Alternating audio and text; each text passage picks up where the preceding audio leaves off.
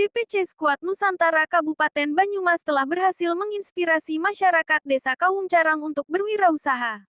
Melalui pelatihan pengolahan ayam goreng yang kreatif, mereka telah membuka mata masyarakat akan potensi ekonomi yang tersembunyi di sekitar mereka. Dengan sentuhan inovasi yang luar biasa, para peserta pelatihan berhasil menciptakan produk-produk olahan ayam goreng yang unik dan menggugah selera.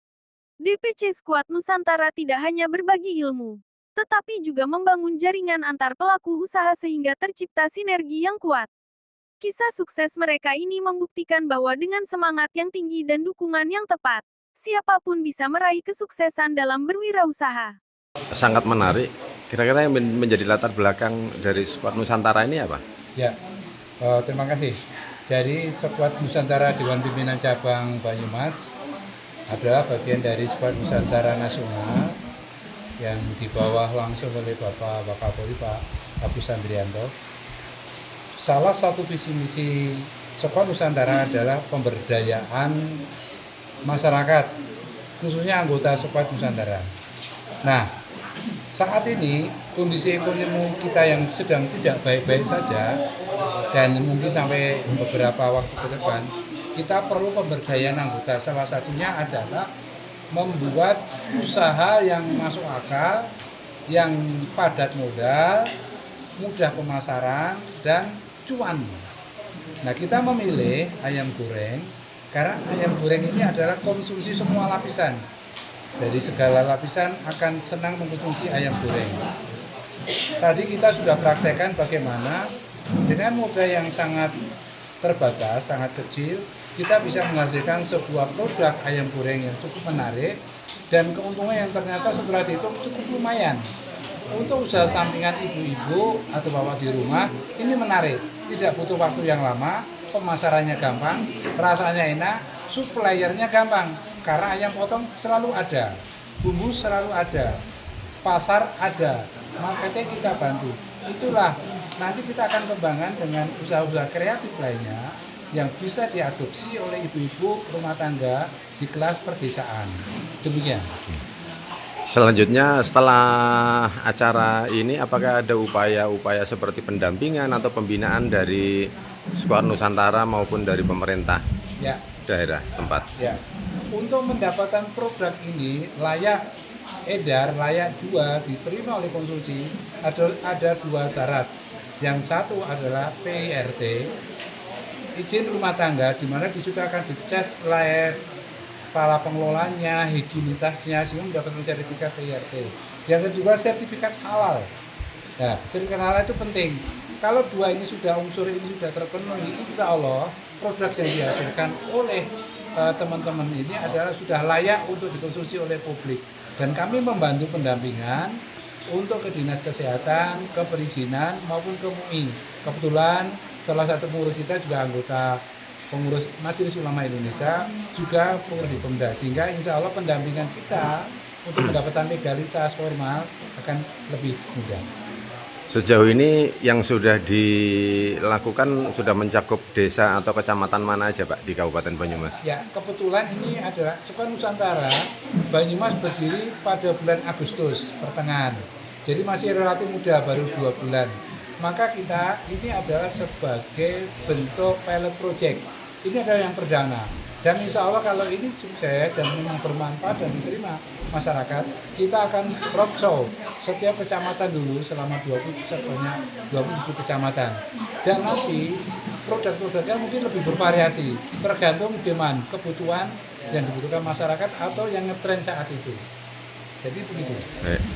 Ada pesan-pesan khusus kepada pemerintah kabupaten yang akan datang, ini mengingat sebentar lagi ini kan pilkada ini Pak. Ya, saya berharap pilkada besok ini akan terpilih putra terbaik Banyumas.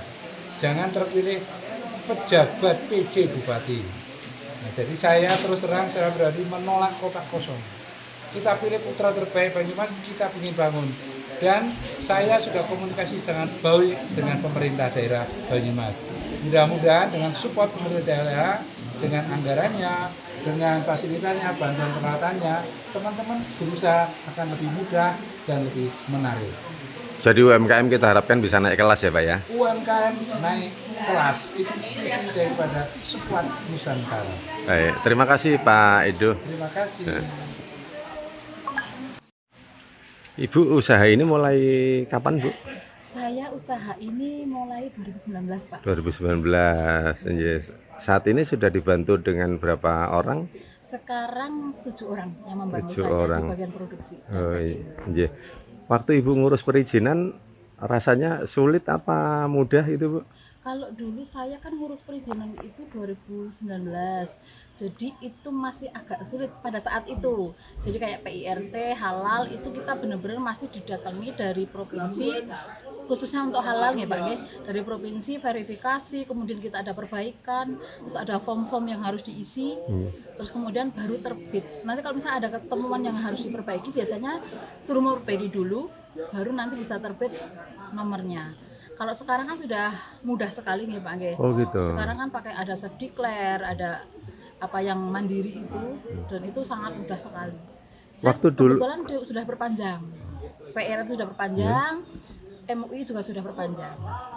Dulu waktu Ibu ngurus pengalaman Ibu itu berapa lama dari mulai register sampai selesai? Sampai jadi? Kalau PIRT itu hitungan bulan, karena kemarin kan memang ada visitasi Iya.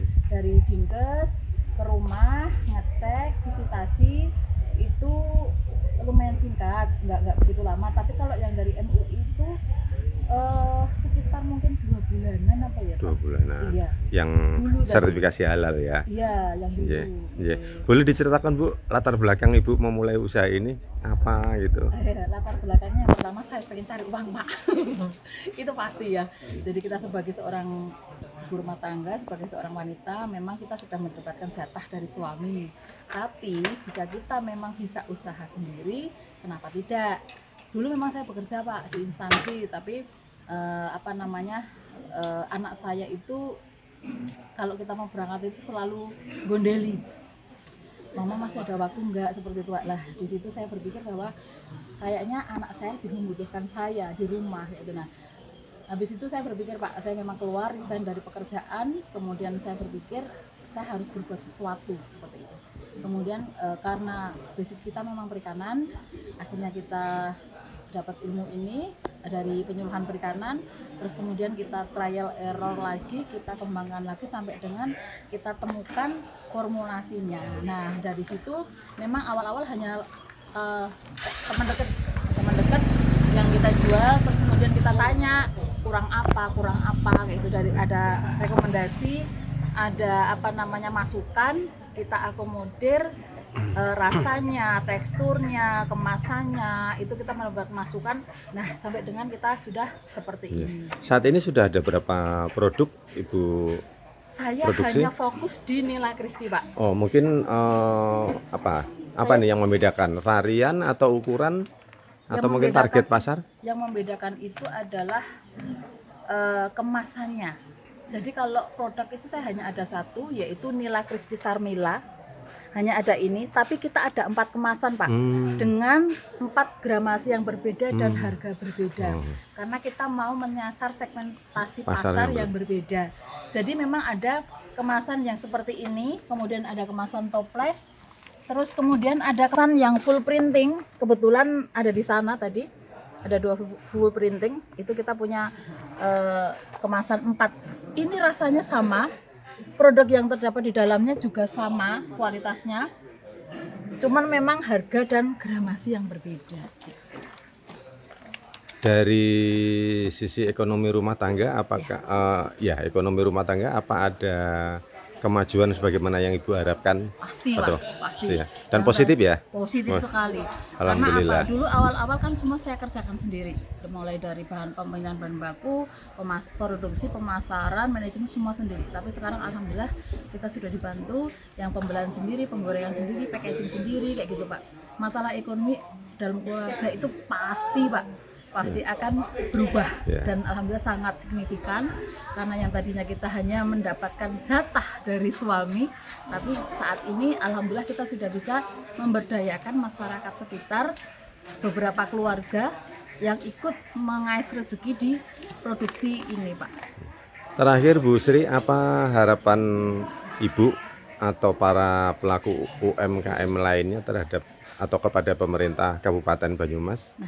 Harapan saya Pak, UMKM yang kecil itu tolong diperhatikan, dalam artian setiap UMKM itu memiliki permasalahan yang berbeda. Jadi kalau ada program itu memang harus dipilih dan dipilah. Kalau ada pelatihan kira-kira ini masuknya ke program apa, ini masuknya ke program apa. Jadi nanti tepat sasaran Pak. Karena saya sebagai UMKM, masalah saya berbeda dengan UMKM yang mungkin kerupuk atau apa gitu. Nah di situ memang harus ada identifikasi permasalahan setiap UMKM agar nantinya jika ada program-program itu akan tepat sasaran. Baik. Pendampingan yang selama dilakukan oleh pemerintah dari skala 1 sampai 10 Ibu kasih nilai berapa? 7. 7. Baik, terima kasih Bu Sriningsih. Karena bimbing madu itu berbuahnya itu tidak putus, tidak mengenal musim gitu. Jadi saya tertarik gitu. Sudah berapa lama Pak? Kurang lebih ya 10 tahun. 10 tahun. Bisa diceritakan hambatan atau kendala yang dirasakan selama ini? Ya, hambatan utama ya dana lah untuk perawatan selama belum produksi gitu. Belum produktif. Bagaimana cara Bapak bertahan selama 10 tahun ini dengan keterbatasan dana tersebut? Ya saya tinggal jualan keliling gitu. Saya tidak pelihara biar tumbuhannya besar dulu gitu. Semakin besar kan semakin bagus dulu produksinya nanti. Luas lahan berapa Pak? Luas lahan long seperdelapan hektar lah. Seperdelapan. Ya. Selama ini Bapak bibit dapat dari mana? Bibit saya beli dari Jawa Timur, dari Blitar. Selalu itu, nggak ada ulangan? Nggak ada ya. Tanam enggak. Yeah. Bagaimana dengan pupuk? Pupuk saya pakai organik. Apa itu Pak? Organik ya pupuk kandang. Oh iya, bukan yang ada kemasannya, ada mereknya? Bukan. Dengan pupuk kimia Bapak pakai nggak? Enggak sama sekali. Enggak sama sekali. Pasti. Paling yang untuk kimia itu untuk ulat. Membasmi ulat. Iya. Kalau pestisida? Pestisida enggak pakai. Enggak pakai. Pemasaran gimana Pak? Selama ini jual kemana? Kalau ya lingkungan sini aja lah, Sumbang.